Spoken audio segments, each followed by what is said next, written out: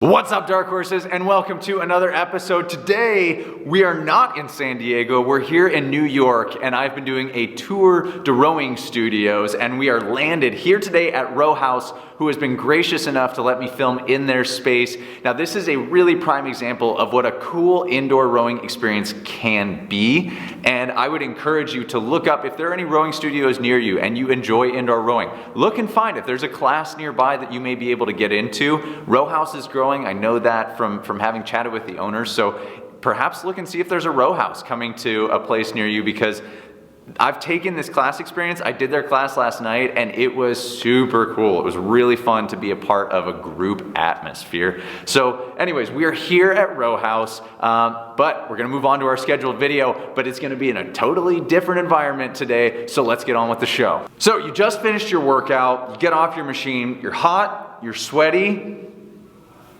then what?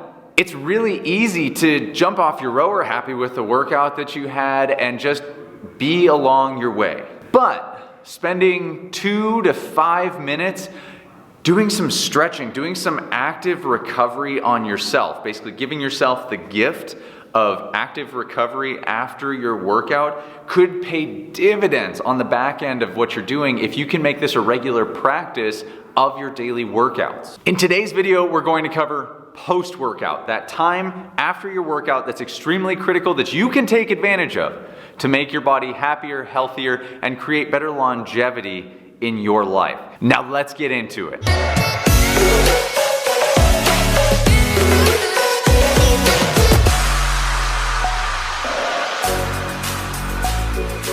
So post-workout, you have two options. You can either run off and just move on to the next thing, or you can spend just a few minutes doing some very rewarding things for your body. Today, I'm going to give you 5, that's right, 5 exercises that you can do on your machine as soon as the workout's done. No equipment needed other than the rower. You're gonna be able to do these just with the machine itself to give yourself the perfect cool down, because that's what our bodies need. They need the opportunity to work off of the work we've just done, but in a repairing sense, and that's what today is about. So 5 exercises that you can do with your machine to help lighten the load on your body. So let's dig in and make those bodies a little happier and healthier as we send you on your way, Dark Horse family, because you guys know I love you. I care about how your bodies feel. I care that you guys are taking steps to not just get a workout, but to actually improve your own lives, right? Take advantage of the day-to-day that you can affect to improve what you want in your life. So the first of these exercises is a single leg forward fold. Very easy to accomplish on the machine. The intention is to give some length to your posterior chain, everything from your heel up to your butt and even into your lower back, which is really advantageous for us, especially on the machine.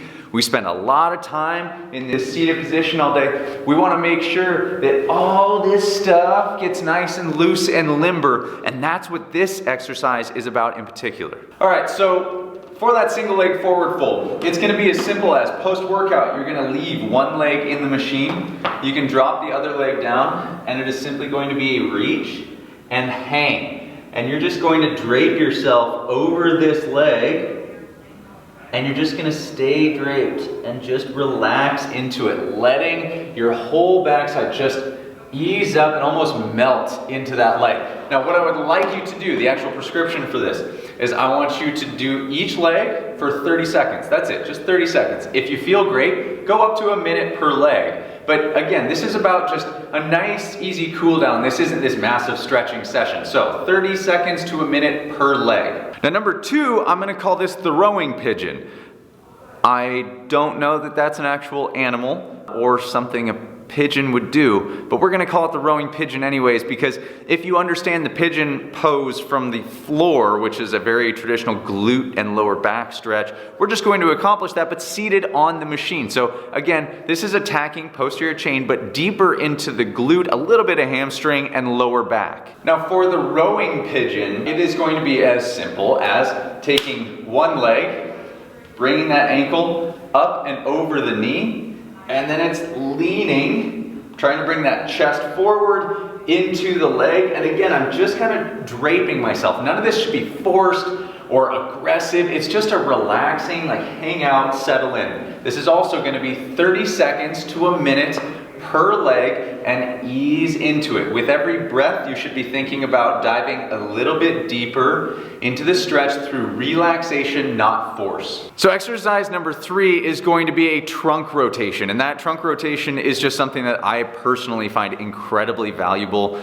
because we don't get much rotational component in our day-to-day life. We just don't spend time getting here, and I think that that's a really important lacking factor in our life. So when we are done getting on that machine, making sure that we get some rotation out of the trunk is going to be really critical, and I think going to be very rewarding for a lot of you, and helping to open up that rib cage, especially helping that T-spine feel a little bit more free and loosey-goosey. Now for that lumbar rotation, you're going to keep those legs planted, take one arm, place it over the leg, take the other arm, reach behind you, grab the rail, and you're going to twist, trying to keep your hips squared and facing forward. So you're going to twist and open that chest. So as you're doing that, try and lift that back shoulder, lift the chest, and rotate. Don't dive down into it. So staying up nice and tall, rotating over the shoulder. Look with your head. You can add in a little bit of a reach of the arm if you want, but for leverage, you can place it here and hang out. Now for that, I'm just gonna have you do 30 seconds per side because that may feel a little bit intense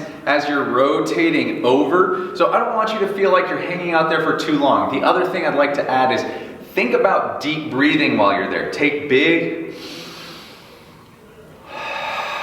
cleansing breaths. Because at this point, heart rate's coming down, you're still gonna be hot, but I want you to start controlling your breathing through this stretching. So exercise number 4 is going to be opening up that quad and hip flexor. Again, you guys know this about me, I talk a lot about how much seated time we spend in our lives. I wanna do everything possible to make sure that we are mitigating that. And when we are in that seated position, that hip and that quad get very short, tight, and you'd be amazed how much phantom knee pain comes because of tight quads because we never spend time opening them.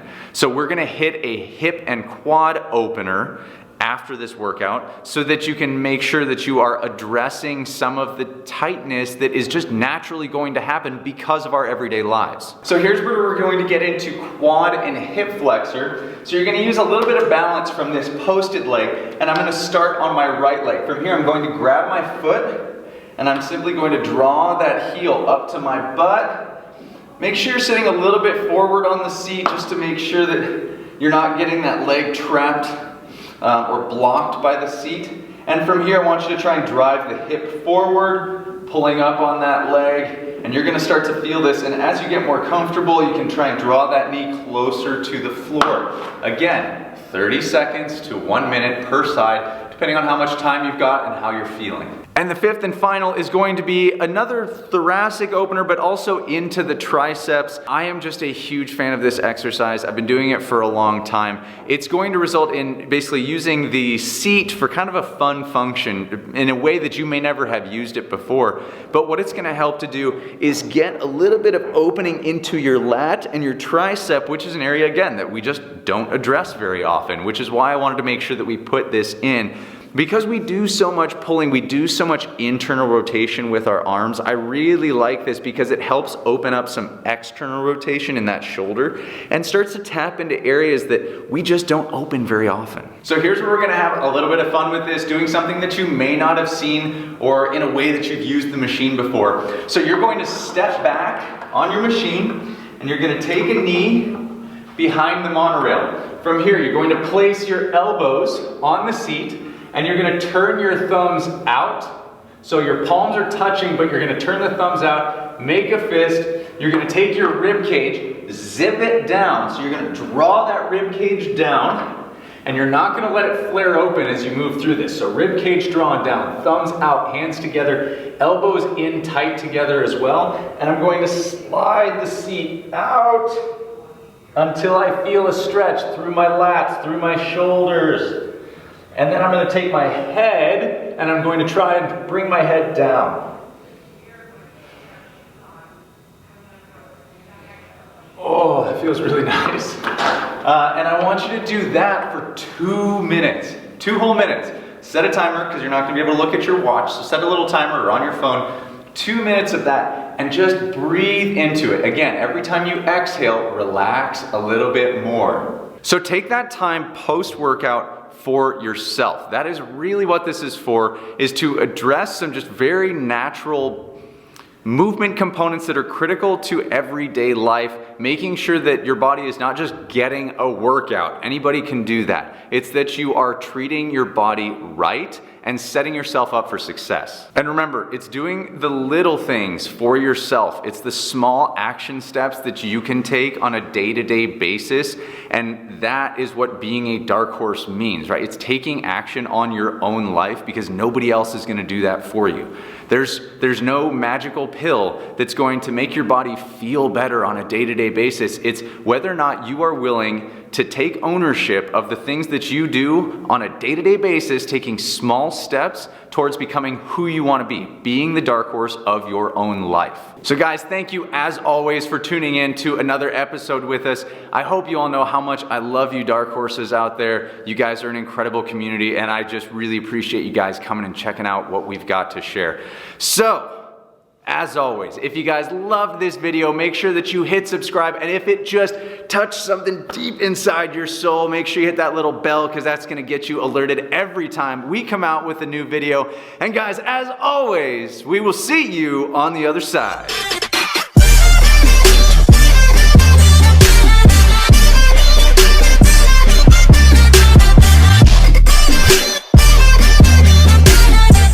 Grease up the hinges. And listen, loosey-goosey, baby. Loosey-goosey. Loosey-goosey.